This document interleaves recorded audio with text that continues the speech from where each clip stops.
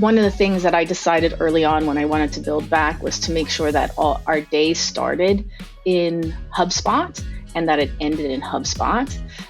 We totally doubled down on HubSpot being our single source of truth. It's hard to run AI efficiently if you're using a lot of software. And what I'm trying to do is I'm trying to build back in such a way that we minimize task switching.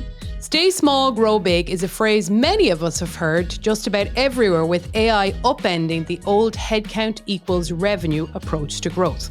That's why I've been so curious to talk with a solutions partner who is owning that approach, looking at how AI can scale everything about the business while maintaining excellence in customer delivery.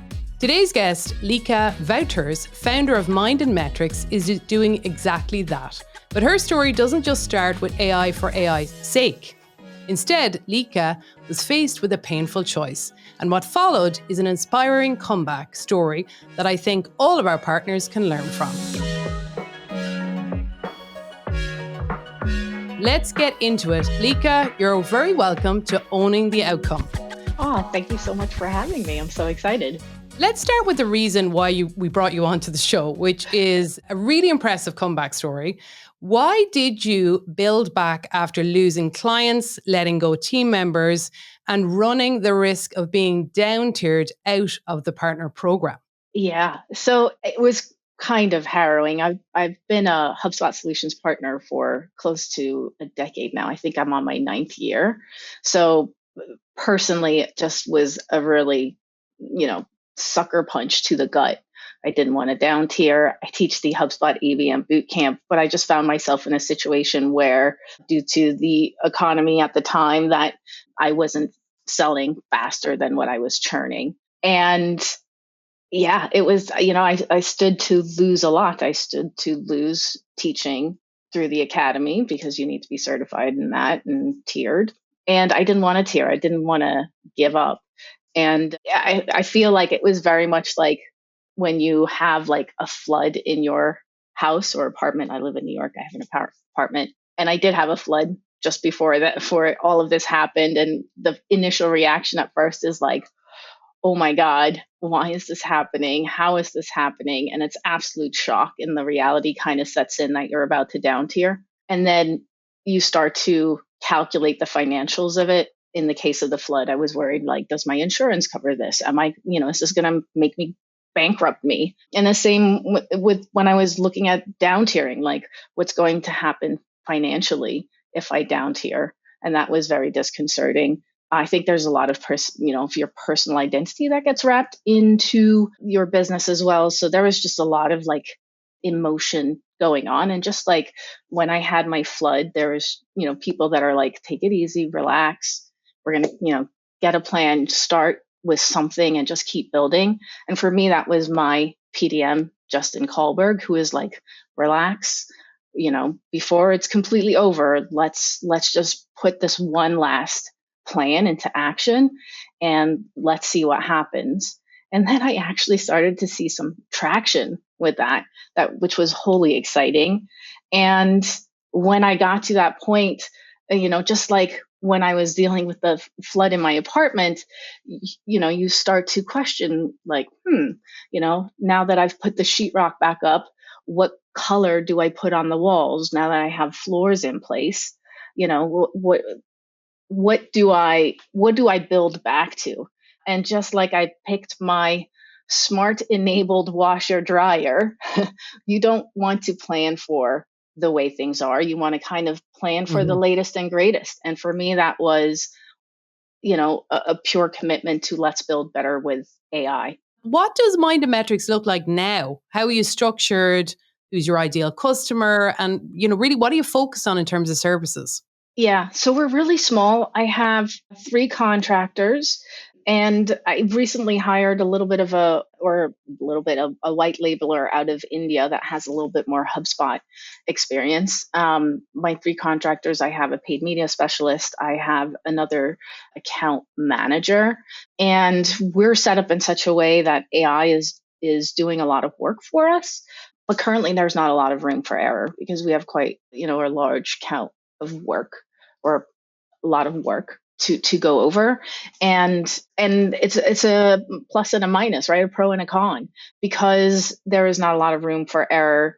I know when we are doing repetitive work, which can be outsourced to AI, but if the AI goes wrong, then I don't have a lot of bandwidth, which is definitely a downsize. One of the things that I decided early on when I wanted to build back was to make sure that all our days started in HubSpot and that it ended in HubSpot. We totally doubled down on HubSpot being our single source of truth. It's hard to run AI efficiently if you're using a lot of software. And what I'm trying to do is I'm trying to build back in such a way that we minimize task switching. So even jumping into Chat GPT just to quickly do something is not really what I'm trying to build back for. And then in terms of our clients, I like to work with small, scrappy teams that are looking to do the same for me. So I'm trying to structure my business in a way that would suit our clients as well. Like I'm the guinea pig of it all. Minometrics is the guinea pig. Just in terms of, you're saying structuring it for the clients that you work with and then your business, is there do you have like transparency with those types of customers about how you run your business, in that you are a business that scales through the use of things like AI? And how are they receiving that information about, that it is a kind of AI powered smaller business? Yeah, so we tell them, and most of the time, like, because we're dealing with smaller businesses, it's just interest. How are you doing this? How does this work? It helps because we are slowly but surely starting to sell AI services off of that as well. And I have nothing to hide in that sense, so we tell them. Not everybody that we work with can have AI. We've bumped up across a couple of times where the clients we're working with are either locked into some industry software that doesn't have an open API, Mm-hmm. or that cannot use HubSpot as their single source of truth. And that definitely puts a limit onto how much AI you can run. How important, though, are you in this equation when it comes to the relationship with those customers? Because, you talk about AI, you're a small business, you've got 20 customers or clients. How important are you in this? And what's your role versus the AI? So I think I am maybe a little bit too important at this point because I'd like to scale as well. And I do believe that the relationship building happens for us, or for me, by talking to the clients. So what I'm trying to do right now is build systems where I am also replaceable. And I feel that the next evolution of my business would be to bring on somebody else that is that client facing piece. I'm really with Yamini on this, where AI creates, humans curate, and I don't believe that AI will replace everybody. I think that trust building, that one to one with clients, is extremely important. Right now I carry that load, I carry that hat, but I'm slowly but surely going to start bringing other people, and then they have to also understand everything that I've built. So I'm spending a lot of time documenting what I'm building. If you were to think about it right now, more broadly, besides you, what do you think that AI will replace? And where do you think that you or another human will still be doing those things with customers?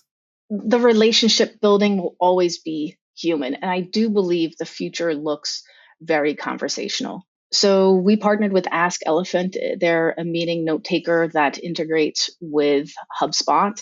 Previously, what we did was, for example, if we were creating a company mission statement, vision statement, and value statement, which is something we did quite a lot back in the day for startups, the way that we did it in the past, we have a copywriter and a strategist. We would prep the questionnaire, and we would send that out to stakeholders. Then we would chase down half of the stakeholders that didn't finish it. Then after that, we would sit down with all the stakeholders, have a meeting. After that, the copywriter and strategist would collate that information, draft up the statement, and present it back to the stakeholders. There'd be a couple of rounds of revisions. But what we're doing now is we have a HubSpot playbook. We will have a conversation with all the stakeholders. Because we have note takers, we're not writing things down. We have the ability to go off on tangents and to really ask questions and figure out what matters to the stakeholders. And then on the back end, the AI will take everything from that meeting. Maybe if there's 2 meetings, it will take everything from 2 meetings, and then it will do the work for us. I don't need to use a copywriter. I don't need to use a strategist. So that's 2 salaries that I'm not really, that's not included. And we're building trust in these conversations. We're listening intently, and then the AI spits out the company mission statement, the vision statement, and the statement. Granted, there's a small sampling size because we're rolling these things out, but we haven't had to do a revision since. So it's been very on point. And it's just made me think that the future is going to be a lot more conversational. We're doubling down on unstructured data. We just, with Ask Elephant, we built a customer sentiment agent. So historically, after an engagement, we would send out a feedback survey. But a lot of times, because we were small in the past as well, a lot of times people wouldn't fill that out, or they would fill it out politely. So we'd get good remarks, but that's kind of because they knew we're a small team and they kind of knew who was going to read it. And so it was just, you could tell it was just polite. You know where they live. Is that it, Lica? You're like, Right. they were polite because they didn't. Oh, no, she knows where we live. Yeah. Well, we don't want to rock the boat. We don't want to make them think any certain way. But now that with Ask Elephant, what we've done, or what I've done, is the note taker and the AI will take our transcripts. I've created a prompt where I'm looking for upsell, cross sell opportunities. I'm looking for friction. I'm looking for adoption. Will someone adopt the process or not? Are they dropping a lot of passive aggressive comments? What are some of the things that will highlight that there might be something brewing? And it actually then scores the meeting, puts the meeting score back into HubSpot, and gives us a couple of tags to summarize what the AI found in the meeting. And so we actually now in real time have the ability to catch customer friction before it escalates to a larger issue. And I get really excited about that. I think it's really fun to see that in real time. Plus it also gives me the ability to course correct early on. Recently, I had an onboarding, and the customer was frustrated because the tool didn't do what it needed to do at his subscription level. So it immediately flagged that, told me to escalate it. I reached back out to the growth specialist. I said, hey, we have an issue brewing here. They might not be on the correct subscription. And, most of the time, growth specialists are very eager to jump in and chat. So I think that is just an example of how fast the AI can kind of address things and then ultimately solve for the customer. What I heard there was an example of how you used AI to get predictive analytics to help you get ahead of a problem before it hit, which I think is like the absolute. I want to high five you and give you a standing ovation at the same time. You said a statement there a few moments ago and then you course corrected. And I have to ask, you said we did, and you corrected yourself and you said I did. And I'm fascinated to know how much of your comeback for you personally, you're a female leader of a partner business.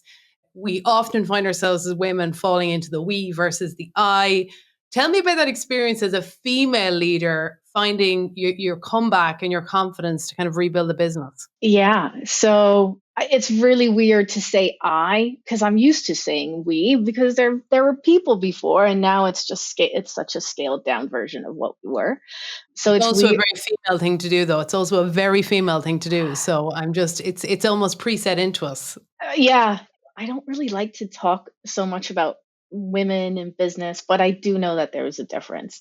There's actually Tracy Graziani from Graziani Media. She runs a lioness cohort or group, and it's where female agency owners that are in the HubSpot ecosystem meet once a week for accountability and to talk about what you just said, the I versus the we, and like, rally each other up. And I have to say that's been like a really fun thing about the HubSpot ecosystem, is that there's so many people out there that are kind of going through the same thing as you, and that if you take a moment to just quickly look and find your tribe within the tribe of HubSpot, there's a lot there.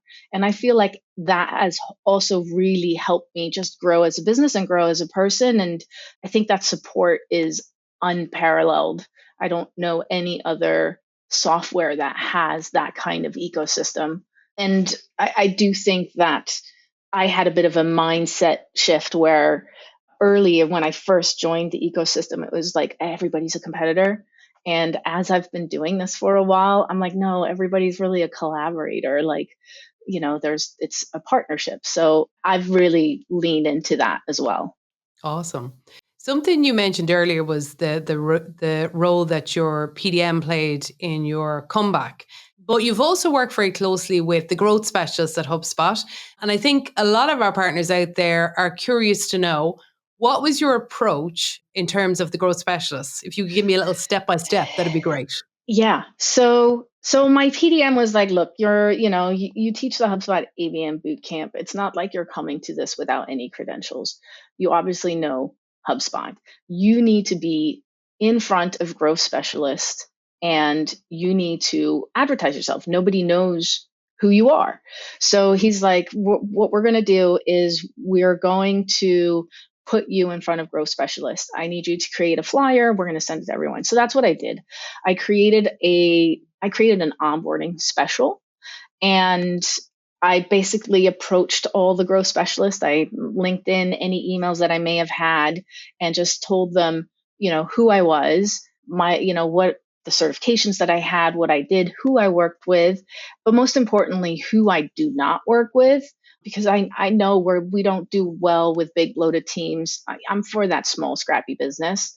And also like any interests or any special expertise that I had. So we're not shy for integrations or custom objects. I love kind of architecting that out. So we sent that their way, and I started getting feedback. I started to build relationships. The new HubSpot seat structure helped me in the sense that the growth specialists that were selling, a sales enterprise or sales pro seat for smaller teams then also had to sell HubSpot onboarding. And those people were a little bit more sensitive to that price point.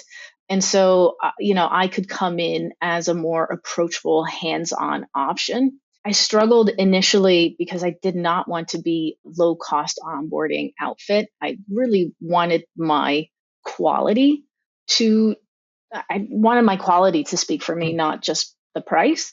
But my PDM was like, look, don't think of this as you getting a ton of customers. Think of this as you getting a ton of leads. The cost that you would have used for Google ads, that's the price that you're taking off the onboarding, and, use the opportunity, build the relationships, and then upsell and get them onto retainers. And so that's what we did. Yeah, I think it's been a really interesting process as well, because the relationship was twofold. On the one hand, I was introduced to a lot of end users, companies that are using HubSpot, but I was also introduced to a bunch of growth specialists. And a year later, I am still reaping the benefits of those relationships that were built. So, there are people that will still bring me in and just be like, hey, I have this situation. What's your opinion? And is this worth for you to pursue?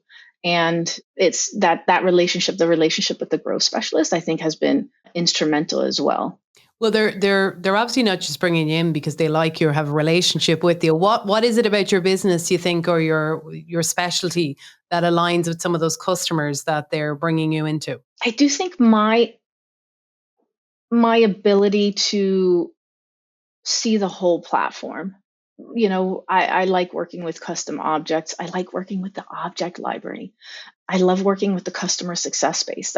I love the success spaces that HubSpot has built in anyway, because it focuses the users. So whenever, and also the AI tools, I can't forget the AI tools. So, when I'm speaking to the customer growth specialist, they're looking for people that understand the platform, not just the platform from a year ago, but the platform where it's headed towards. And I think that helps. Yeah, absolutely. So you said we can't forget about the AI tools. And earlier you talked about you're just starting to sell AI services. What kind of areas are you selling those services in? What's the customer demand for them? So it's usually small teams that are just trying to offset some of the grunt work. We do hook up into N8N and then Ask Elephant, who I've partnered with. And so some of the stuff that we're helping clients with is, an example is that I had a small customer. They had a lot of messages in their inbox. Again, we like unstructured data. So they're like, hey, common scenario is that people are asking requests and I sometimes miss it because my inbox is just so overloaded with junk. And I can't miss that because these are the critical moments of my business. So we hooked him up to N8N. We run AI to figure out what emails are coming in. Is it critical? Is it not critical? And if it is critical, it actually creates a ticket for him in his ticket pipeline. So those are some of the scenarios, and it's varied. It's really more problem based than here's a cookie cutter AI solution, Hmm. you know, just load it up. It's my AI experience has been very interesting as well, because in the past we've worked with workflows in HubSpot, and it was very like, if this is true, then go down this branch. If that, go down this branch. But with AI, what's really been difficult to, or not difficult, but a game changer for me is that we don't have to use if then statements in AI workflows. We can ask the AI to choose the best option, which I'm still struggling with, because for all those years that I've been doing this if then branching logic has been like the go to and the standard for everything.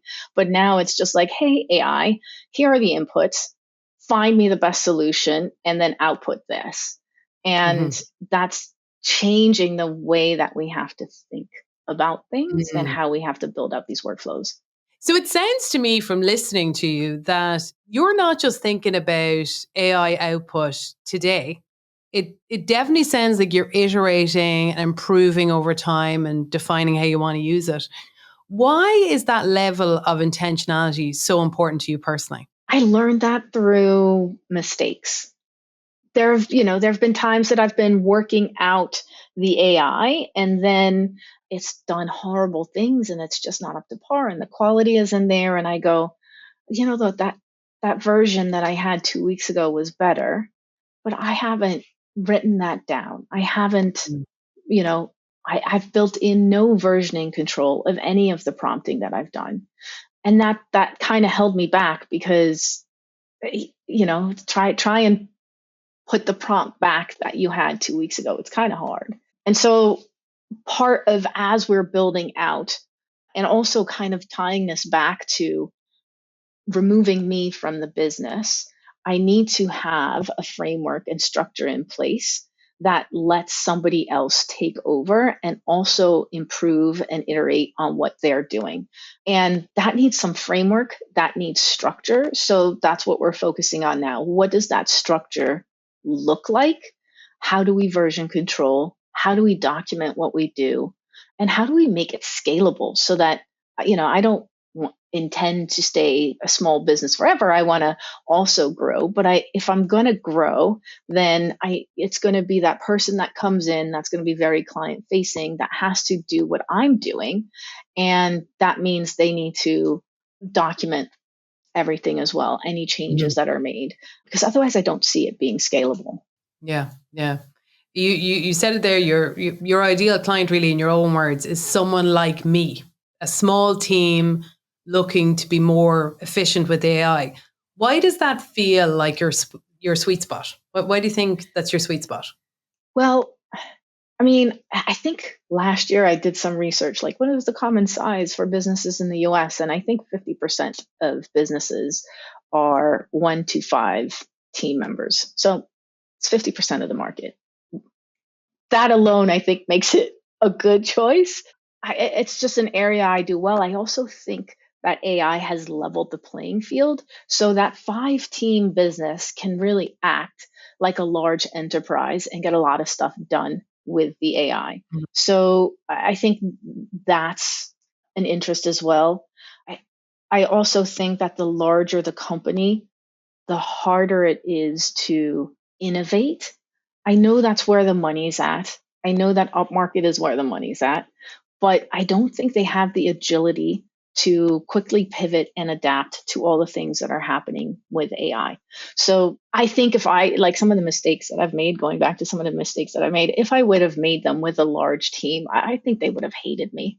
They, they would have been like, what are you doing? What is this? So I think the, you know, to implement change in a large company is tough. It's Mhm. just a lot harder to do. And to implement change in smaller companies is just a little bit faster, a little bit easier. If things go wrong, it's not complete chaos. I feel like that's where my interest lies. I think that's where the innovation is going to be. Sure, larger companies will have more budget, but I don't, it's just more complexity. And I think the space is just changing so rapidly. I mean, on the note of the smaller businesses and what they can do with AI, I did see your LinkedIn post where you kind of disagreed with Dharmesh on what agents will do. Yeah. Can you tell me a little bit about why your view differs from Dharmesh's? Well, in the end, I'm going to cut to the end of the story. Dharmesh actually ended up agreeing with me. So, I so saw that. I saw that. But the way you structured it and the way that your yeah. viewpoint. So just to kind of give context, Dharmesh, and I love what he's doing with Agent AI and his vision of how the world is going to be AI enabled, I think we share. But he drew this diagram of AI in a business, which was all chaos. And I was like, no way that's going to happen. And and one of the other posts that he had subsequently after that was, I think that we're going to put AI agents on pips, and there's going to be like AI reviews for agents, and I get it. So based on those things, I was like, I don't think it's chaos. I actually think it's going to flatten the organization. It's going to flatten the org structure, and underneath that are going to be the AI agents that we work with. And then instead of building out this hierarchical tree, I think you just add on users or account managers to that flatter organizational structure. And Dharmesh ended up agreeing with me on that, which was nice. And, shout out to Dharmesh for actually responding to, to my LinkedIn. And I do think we're going to have performance reviews for our agents. When Dharmesh posted that, a lot of people were like, I think you're taking it a little too far. And I don't think so. I think that we are going to sit down as companies and we're going to be like, what AI agent is working for us and which one is not? And I Mhm. think this is kind of where the documentation comes in as well. Why I think it's so important to document what we're doing with AI so you can actually come to the table and do a performance review and be like, hey, the AI agent worked, 5 times out of 10. That is Mhm. not okay. We need to improve the quality. And then, how do you roll that out? How do you roll out that change? I think this is Mhm. all going to be framework decided how you do that in your business. And how do you do that without instigating a ton of chaos? Awesome. One last thing. Where are you looking for inspiration from these days? So part of my inspiration, I'm a big fan of the Met, the Metropolitan Museum of Art. I part of my inspiration is actually not digital. I'm trying to make a conscious effort to be analog and to live experiences that recharge and inspire me. And I do think that is mostly human. So I try to live a little bit analog. I'm not, as much as I think AI will change the way that we work and our business structures. I do believe the future is human. I do believe that human interactions matter. I think how we treat each other matters, and those human experiences is what I'm looking for, and that kind of recharge me and lift me up and allow me to do what I do. Well, Lica, thank you so much for joining us today. I hope you continue to be recharged and continue to grow with us at HubSpot. Thank you so much. Thank you.